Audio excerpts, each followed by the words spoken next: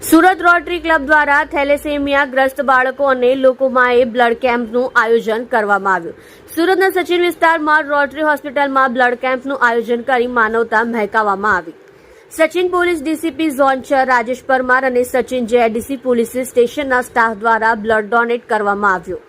Sachin JIDC સભ્ય દ્વારા પણ રક્તદાન કરવામાં આવ્યું. 300 યુનિટ બોટલ ઉપરની લક્ષ્ય કરવામાં આવ્યું હતું. મહેન્દ્ર નાવડિયા સચિન જેઆઈડીસી પ્રમુખ દ્વારા હોશે હોશે બ્લડ કેમ્પમાં रक्तदान કરી માનવતા મહેકાવી હતી. आपके विस्तार में हम लोग रह रहे हैं, आपका तो मेन है.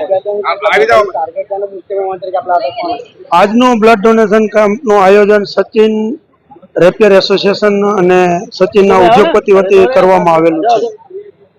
કેટલા વર્ષથી આ કાર્યક્રમનું આયોજન કરવામાં આવે છે? છેલ્લા 3 વર્ષથી આ આયોજન કરવામાં આવે છે.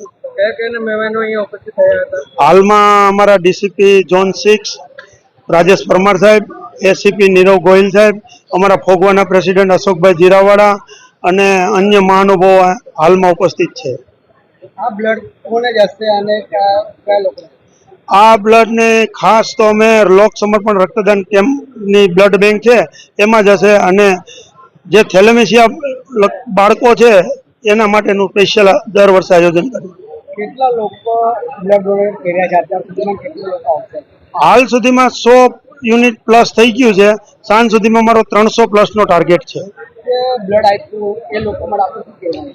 બ્લડ આપે એને અમે પ્રોત્સાહિત કરી છે અને દર 6 મહિને બ્લડ આપે એવું અમે એને પ્રોત્સાહન આપીએ છીએ.